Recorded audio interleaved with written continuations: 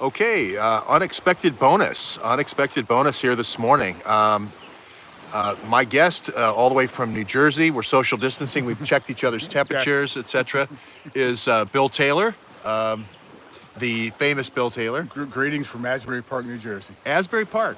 Close enough. Yeah, close enough. Okay, I've been down to Asbury Park. Springsteen. Yeah, right. I remember the boss down there in Asbury Park. So if you're not familiar with Bill Taylor, he does a lot of great historical research, but he floored me. He just got in last night, and he floored me right from the beginning, where I didn't even get a chance to have coffee this morning, with this news about Judy Mikovits' viruses and the background of Judy Mikovits' viruses. So she's the best-selling author right now on Amazon, also on the New York Times bestseller list. She has this new movie, Plandemic, out. She's the toast of the town. And what I always find interesting is how repetitive other interviews are that don't really get into the background of what they're talking about, of what she's talking about. And immediately, Bill, being the master researcher he is, immediately came up with this conference, and you won't believe this when you see it, on how this conference goes back to Gibson Island. So we're going to get there, but first I want to get you to know Bill here. So, Bill, welcome to Mystery Island. It's great being on Mystery Island. Yeah. It's a wonderful event.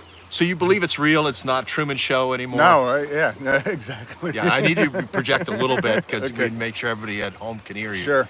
Yeah. So now you come to us with a background in finance. Correct. And you did a lot of what we call private equity or placements. Right, private equity, private debt, and before that I was a financial researcher, essentially. So the research here, I sort of developed the ideas and my personal program for how to do research as a financial researcher. So you do like what we used to call valuation. Valuation analysis is a big deal. And then you do have like 5 or 6 different methodologies for doing valuation. Right. An income method, an asset method, and some variation of their... Right, and checking the background of people and checking histories of company. It could be just a narrative or a particular market that they failed in, a company failed in or did well in, and some meta-analysis from the newspaper. So root cause analysis and marketing plans and so forth. Right. Strategy consulting. Yep. Okay. So and you did a lot of work in Europe, right? As well. Okay.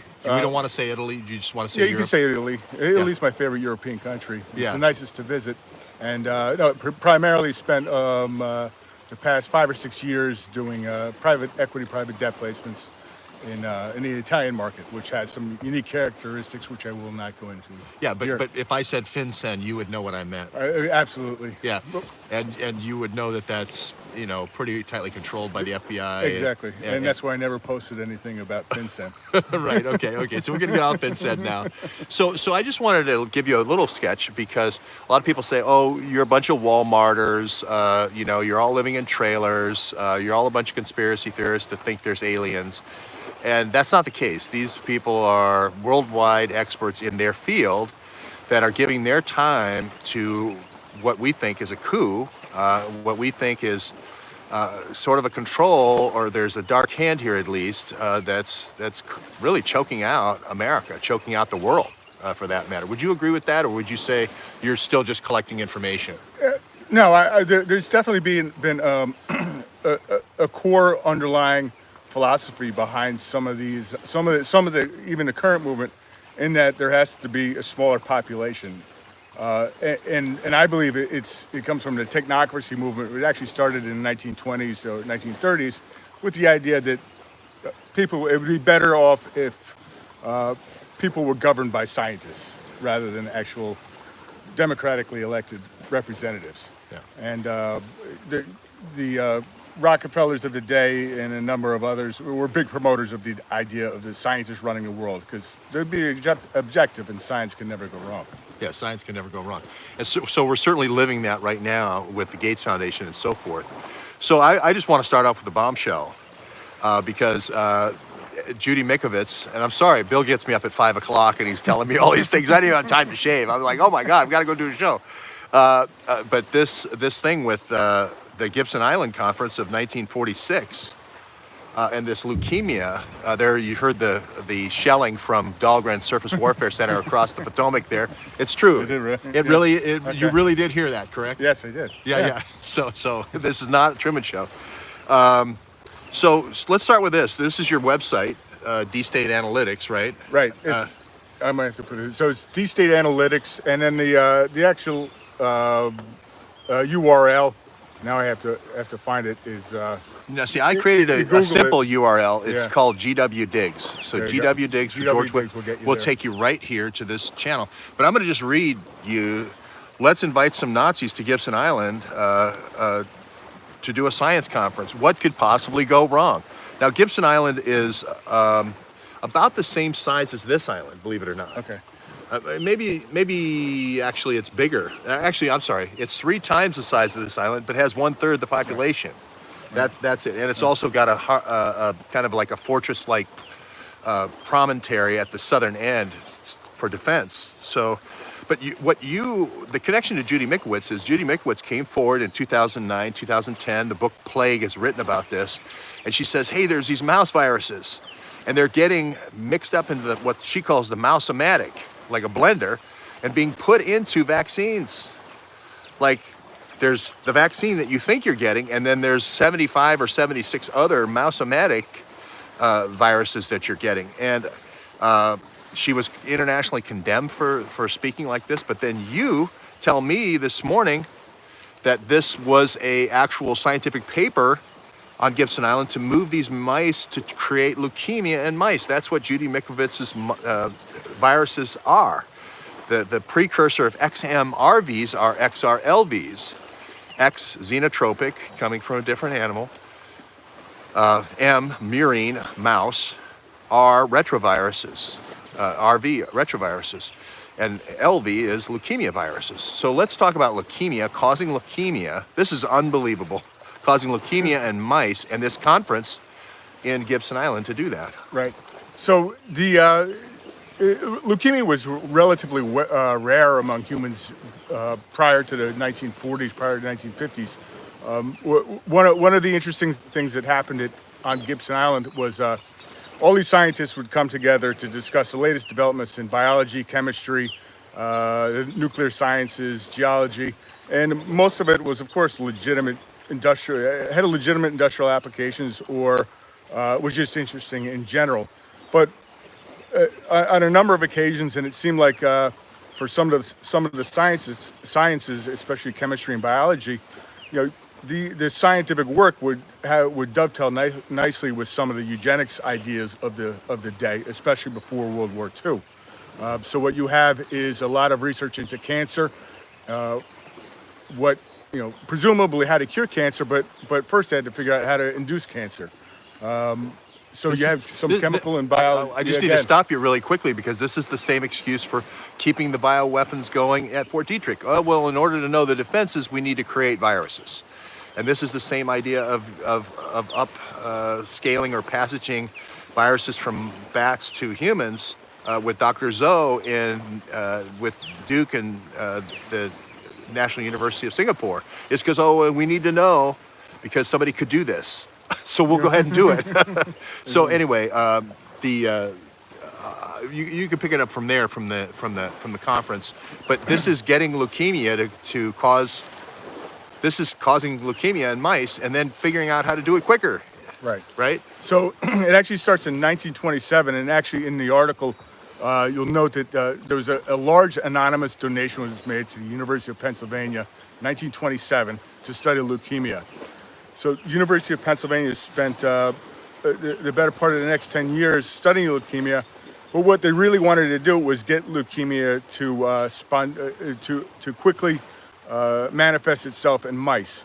The idea is if you can get enough mice sick with leukemia, then it's easier to find a cure down the road, try different drugs, see what works. They actually spent a good 15 to maybe even 18 years finding the best way to induce leukemia in mice. And finally, they discovered a method that had to do with the thyroid gland, and certainly some scientists could chime in and take a look at the paper. But in 1946, this important paper was presented at the Gibson Island Science Conference by a number of scientists, which described a method that allowed leukemia to manifest itself in mice in only a couple days or weeks. Previously, it had taken up to 6 months, maybe even up to 18 months, or wouldn't happen at all.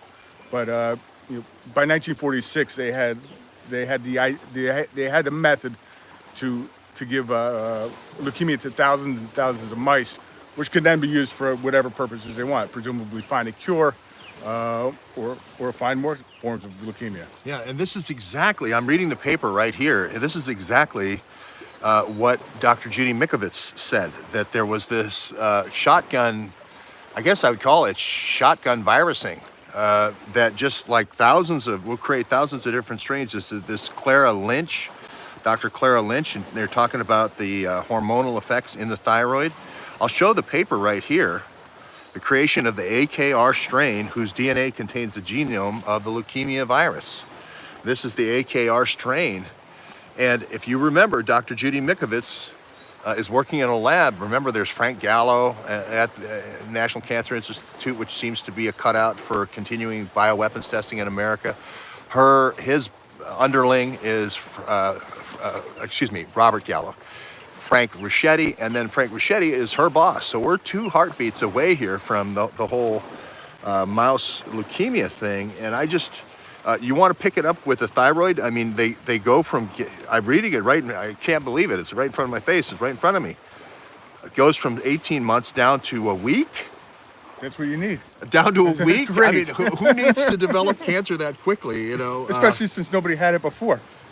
Yeah, and then in 1964, this keeps going. Now, how? It goes on for a lot. It goes on for a long period of time, so we're not talking about something that's ancient history.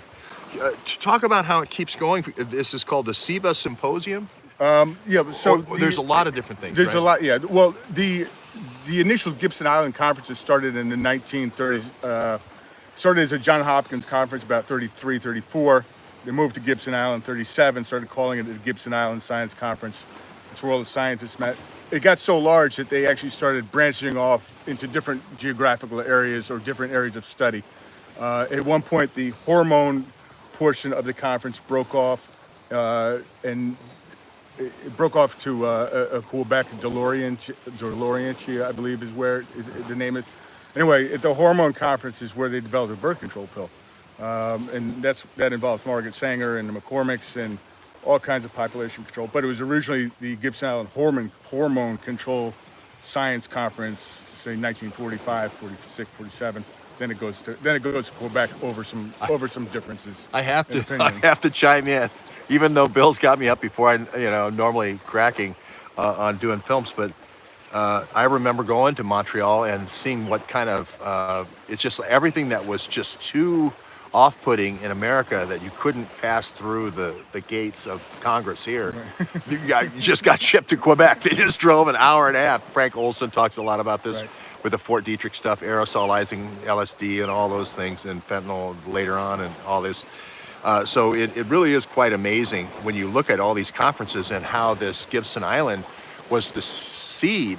It was a seed of all these things. The wealthiest families in the world lived on Gibson Island in 1940, in the 1930s and 40s. You had DuPonts, you had the Morgans, you had the Rockefellers, you had the Muellers, the Reynolds. And then of course you also have to have a drug dealer for the elites, Amos. Right? Oh yeah, Ulysses Amos. So and you have the CIA type. So you have a lot of money with meeting these ambitious scientists who presumably think that they're doing good for the most part. There probably were a few evil scientists on the island, but you're working on a cure for cancer. That's awesome. But you also have these giant financial backers who are going to own the intellectual property anyway at some point. And if it's not not working on a cause for cancer, then it might have some other industrial application. But it's almost what you see today, where you see the scientists like Fauci, or maybe he started out fine, or all these scientists were, once money gets involved, but not just a little bit of money, lots of money. Yeah. And the idea behind these Gibson Islanders that had the money had nothing to do with being altruistic or finding cures for cancer. They were very strong eugenicists. The AAAS, the American Academy of Scientists. Any question here? I don't know if you can see that or not, but this is the Gibson Island Conference on Cancer, right there. I don't know if that's showing up or not, but continue. Its previous name was, I believe it's on a website, my blog post, but it's the American Eugenics Society, and they changed the name because the eugenics was a little bad word after a while, especially after the Nazis started using it more often. Yeah, so, and I went through the paper and a lot of Rockefeller Institute and so forth. I know people, get tired of hearing Rothschild and Rockefeller, but it's right there in black and white. I can't make it something that it's not. And you think about Fauci, being in Cornell and being at Sloan Kettering, and one of the few Ivy Leagues that actually has a veterinary school, Cornell, and this tie into animals all the time. You've got our NATO couriers always going to animal farms. You almost wonder if the book Animal Farm with George Orwell was written with a little wink to the fact that, hey, we do it in animals first, but you're next. Right. But you're next. Yeah. So those 3 articles are out to my Twitter. Bill Taylor's put it out to the Twitter. I'm going to wrap this one up quick today, just to give people an idea of your research. I mean, I watched Amazing Polly talk about booms. No, this is boom, boom, boom, boom. This type of research is just absolutely amazing. Amazing Polly did some good work. I should give her, I'm giving her credit, and talking about how Fauci's wife was doing, Reedy, I think is her name, it was doing all of this sort of community-oriented guinea pigging. I don't know, I can't remember what it's called, but basically no longer wanting to give soldier shots unknowingly. Communitization, I think is what they call it, community immunization, but just getting people too scared, getting them into a mode where they're so frightened that they feel like they need to risk their lives to be the guinea pigs for the Rockefeller Foundation for the next shotgun sequence, or the shotgun virusing that's in the next vax. Now, I'm a safe vaxxer. I believe in vaccines. My whole family, I've prepared them for lives in medicine. I know you've got 2 young kids, so you're not doing this because you're grinding an axe. I always thought they were nuts, the anti-vaxxers. Yeah. Up until Bill Gates convinced me he's an idiot. Right. Okay. Right. And he's either a super genius or he's just a super idiot, and he's got us all tricked. And but you got 2 kids in high school. Right. You're not doing this because of money, number one, right? Of course. You're doing this because you care about your kids, right? Yeah. And I mean, that's it's everything could be taken away from them, or an injection forced on them. And we know what happens. They've already tried to do the human papilloma vaccine, which is for a lot of people. My kids are at the age where they would qualify for it under a Gates plan. And HPV, just so everyone understands, HPV was also another Wellcome Trust deal. It was also another GlaxoSmithKline, hit that was brought to you by the people who failed in swine flu. And it's also the key headliner in that was a guy named Slaoui, the same guy who's good friends with Sina Bavari, who left the door open at Fort Detrick and discontinued tracking NATO couriers. And he's the guy who's running Operation Warp Speed for Trump. You just after a while, but what would it take, I guess, as a father of 2 kids that are in high school or about to be in high school, what would it take for you to give your kids this new vaccine, this Moderna thing, what you know now? Nothing. I mean, there's absolutely no reason for them to have a vaccine. First of all, it's a common cold. Knowing what I know now, they all had a chickenpox vaccine when they were much younger. But we never had chickenpox vaccines when we were kids. We had chickenpox. It lasted a week. That was done. We got it. You had it. Yeah, got all these things. Yeah. I mean, and there's probably protection against something that I'm not getting now. Right. So there's no reason to give them any more vaccines for diseases that don't even exist. Right. We don't polio in this country anymore. Right. Yeah. But you do it when the kids are young. You do it because the doctor says he's wearing a white lab coat. You must know something. Right. Yeah, we talked about Qatar Labs and Qatar doing the contamination of the early Salk vaccine that killed so many people and crippled so many people, and maybe something like that happened with the Bill Gates MMR vaccine in India. There's always the human error here, and I'm all for safe vax. I know from Columbia University, I know a professor up there who does a lot of virology podcasts. They call it the TWIV, T-W-I-V. Ranciello, I think is his name. I listen to a lot of Dr. Ranciello's stuff. I know people who know him fairly well, and he's definitely pro-vax, and everyone who doesn't get vax is a Walmarter in a trailer, and that's just not the case. And I just want to feedback to Dr. Ranciello, who I respect tremendously, and at Columbia, but I definitely want you to know that there are a lot of thinking people out here that are in very advanced parts of our economy and educational areas that are tepid about plunging forth with the vaccine. I mean, you look at HPV, like you mentioned, Bill. You look at swine flu. You look at Slawi's history with those two. You look at the Wellcome Trust and their history with Ebola and cholera and other things that Virginia Benassi was writing for and Sina Bavari was writing for. This troika, this trio. It's like putting up your worst hitter in the bottom of the ninth when you need the home run. You just wonder what the heck is going on. Are you trying to strike out? Is this the key? So I mentioned troika. So I'm going to end this here now. Because this is more general interest, and I did think there was some news value here. We're going to go do a whole bunch of other films that are more going back to the early days of Gibson Island. There's some great research out there that Mark Kulak has done on Housatonic ITS. We'll be referencing that. Hopefully, John, we're going to walk around the island now. John O'Loughlin, hopefully he's hearing this at Macduff, and hopefully we can get you on his 11 o'clock show to go into some of these deeper dives in the area of eugenics and a lot of this scientific testing with the Nazis and paperclip. There's a big paperclip thread running through this whole thing, right? There was a lot of recruitment of German scientists before World War II, well before World War II. So it makes World War II look like almost maybe it's an idea we can get a whole bunch of one time instead of having to spend all this money ourselves to recruit them.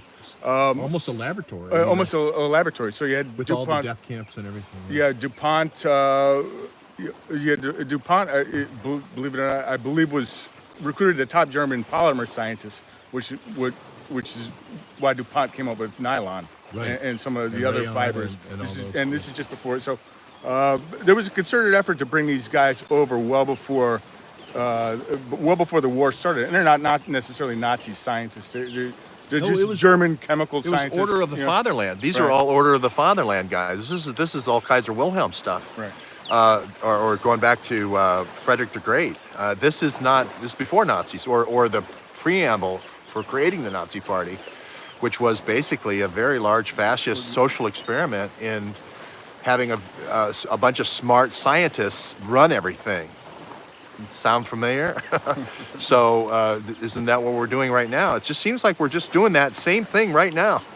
Only it's Americans now instead of, I don't know if we're going to be wearing brown shirts or not, but it just seems like this technocracy run wild where you let the Faucis and the Slowis dictate. And under their authority, you cannot question anything. Everyone is now an informant against everyone else if anyone questions the dictates. And we're not talking about dictates of accomplished scientists. Bill Gates never finished college. My brother has more time at Harvard than Bill Gates. He has more time at Harvard than Zuckerberg. So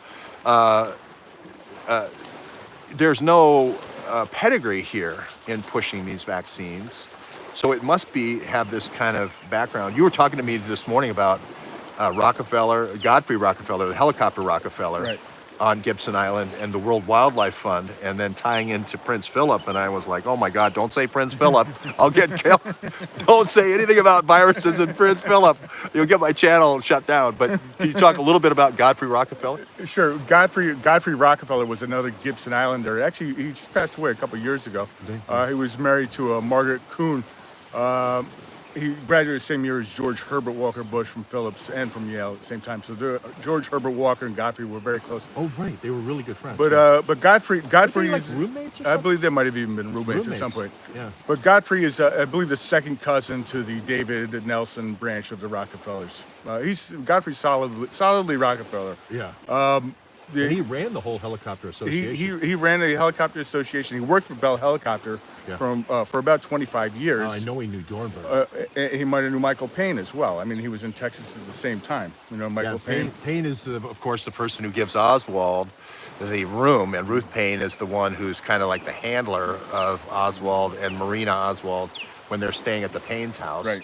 And that is odd because Ruth Payne worked for Bell Helicopter. Well, Michael Payne, his son, did. And Michael Payne did as well. Right. And this is, again, a tie-in to Kennedy and McDuff, because Robert Kennedy goes down to Louisiana in '62, and he's trying to find out what the heck was happening with Bay of Pigs, and he stumbles into some of these people that ended up hosting Oswald, and then of course Thomas Francis O'Loughlin is the FBI agent who's mentioned working for the Joint Chiefs of Staff, who's doing the background checking after Kennedy's killed, and he's doing the background checking on Ruby and Oswald. So we're going to be following that lead. Right. And Nosenko, the Russian double agent, and then Gulanowski, the Polish double agent. There's Dahlgren again with another boom.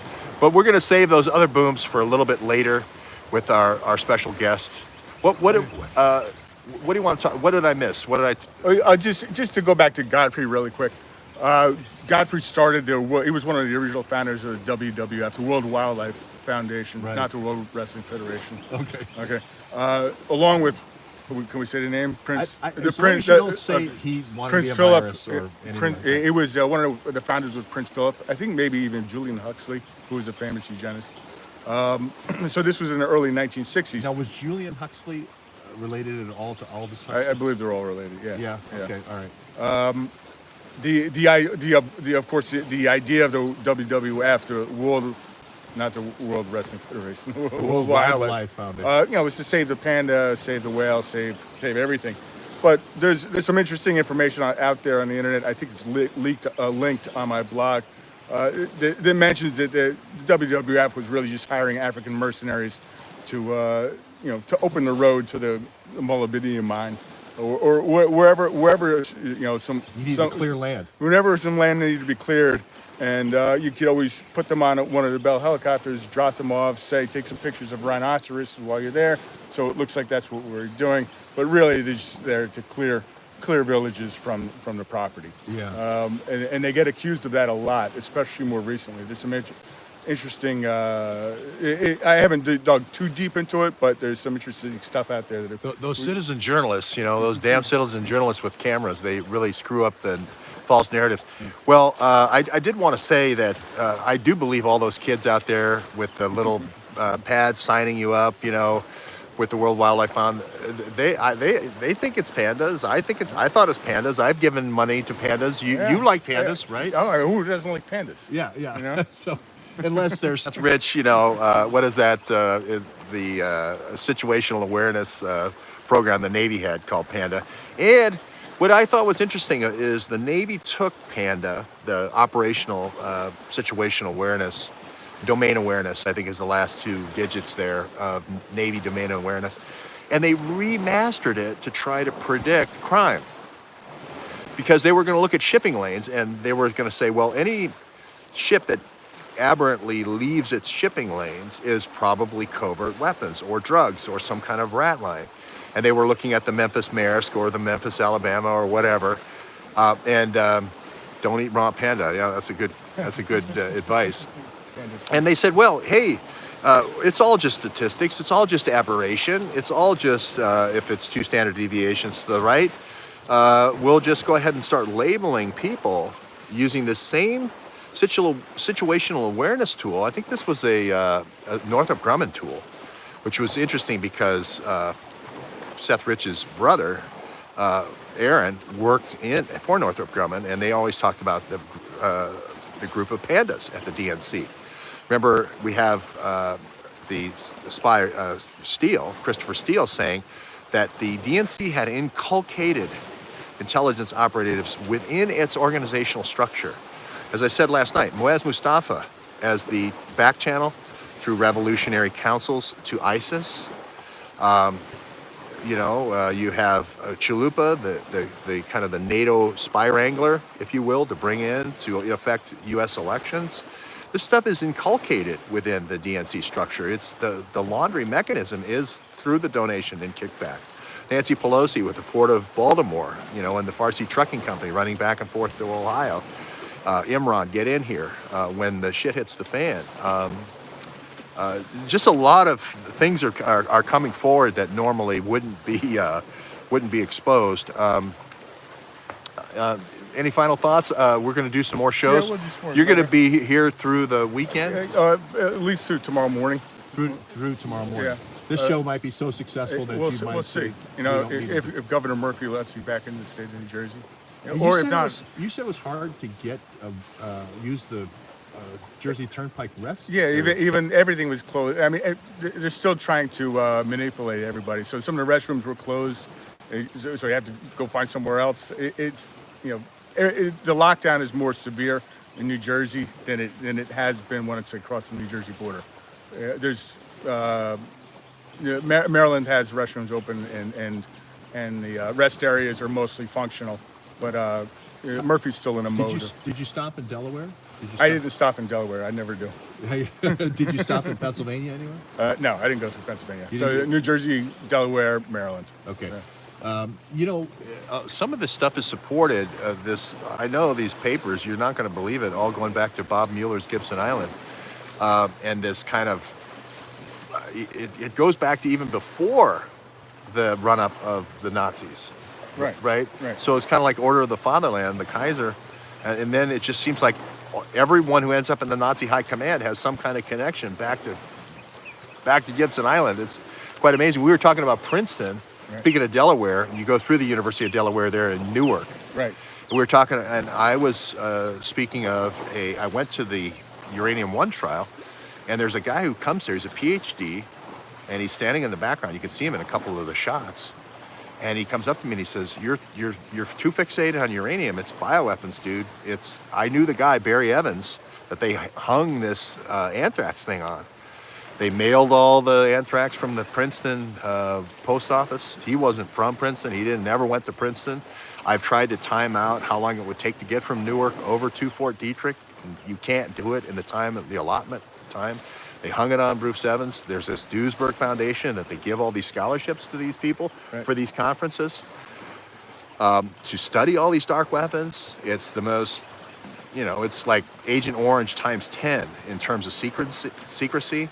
But Muhammad Atta, the lead hijacker, was a Duesberg Foundation scholar. If you follow this Duesberg thread, you're going to follow it all the way back to Agent Orange, Zyklon B, Taban, sarin gas, mustard gas, you name it, anthrax, the whole bit.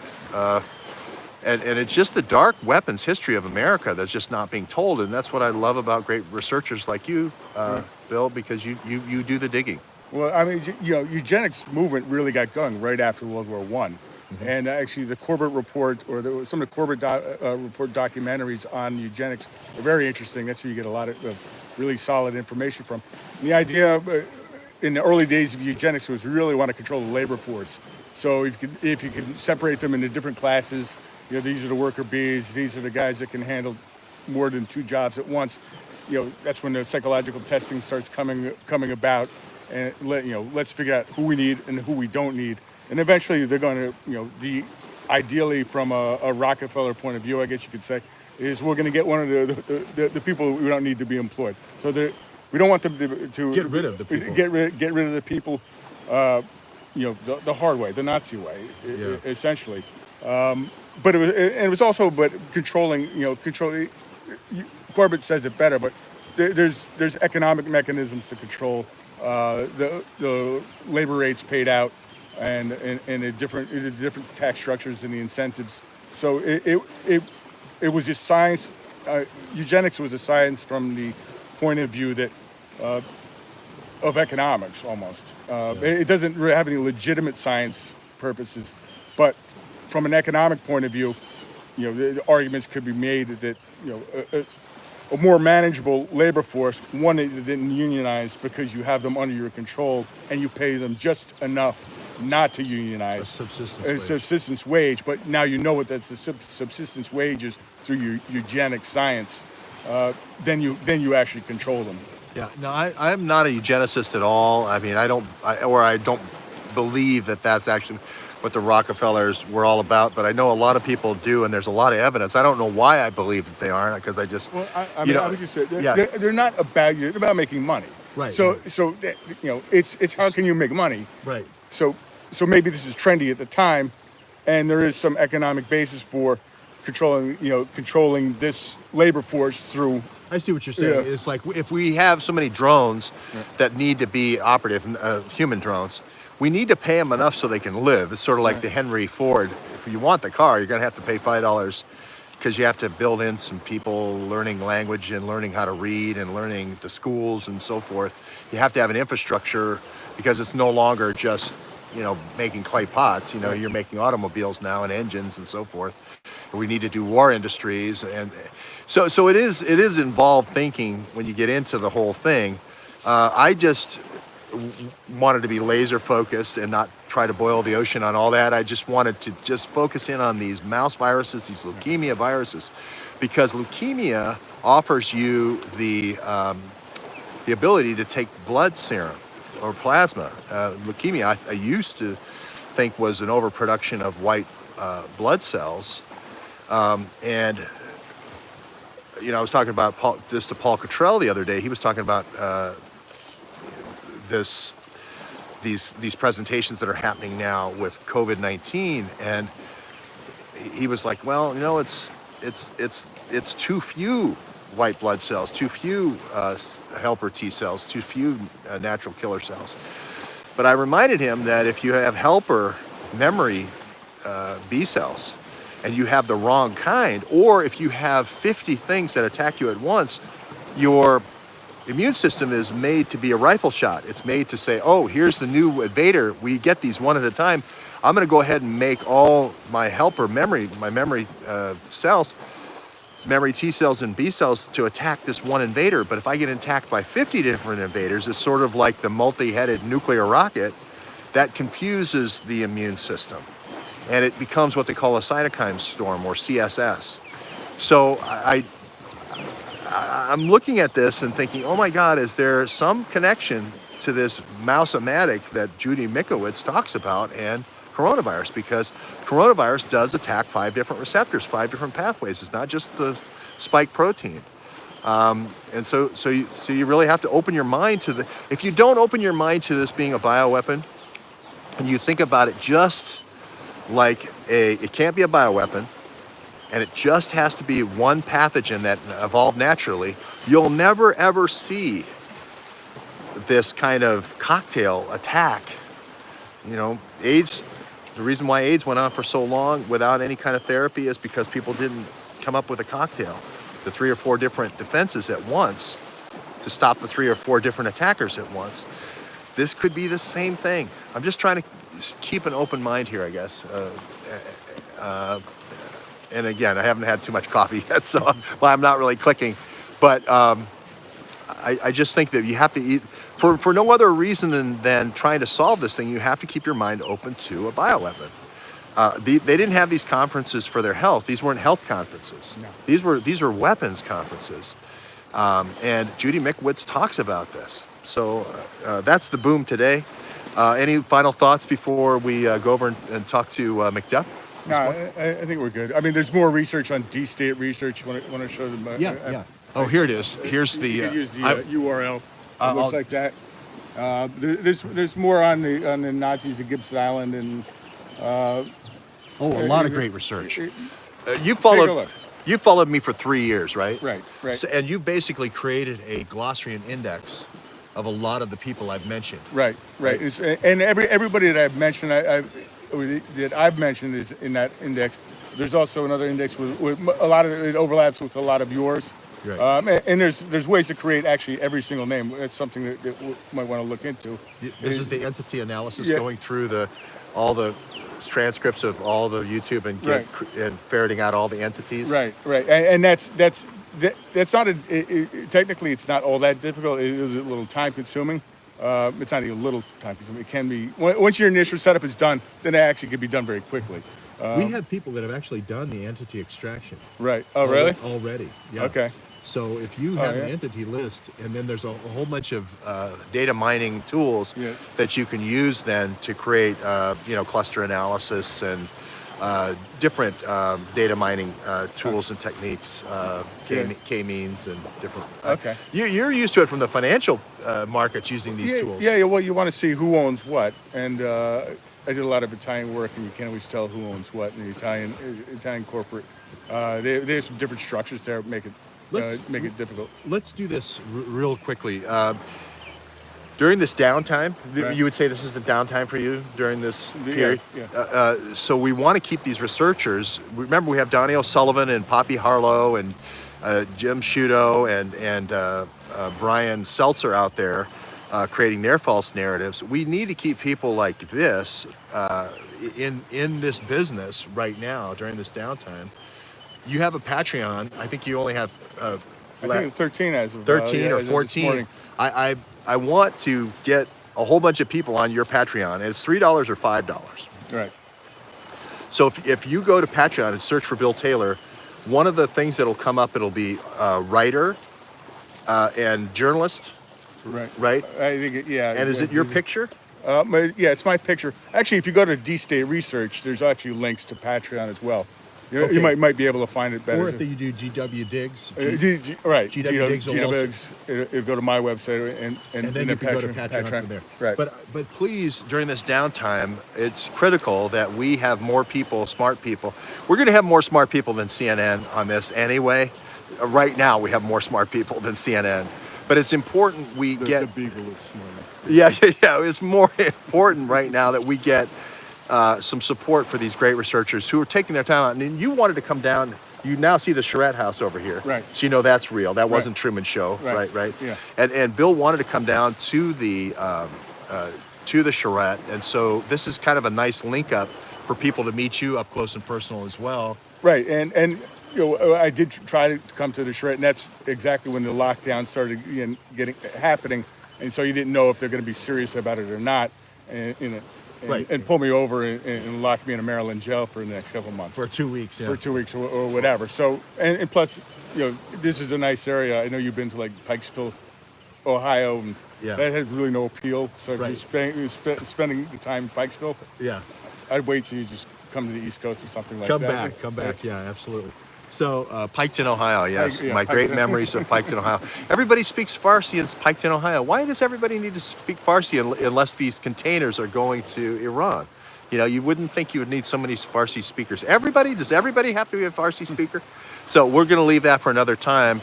But thanks for our introductory visit with you, very good. Bill Taylor, and we're going to do more. Yeah, I'll be here for at least the next day. At least the next day. Now, that was 2 days last night, but Well, now... so I'll be here today. We'll see how it goes tomorrow morning. I have other obligations. Oh, yeah, so- another obligation. See these fathers, they're trying to get their kids through school. All right, thanks everyone, and we'll see you all a little bit later today.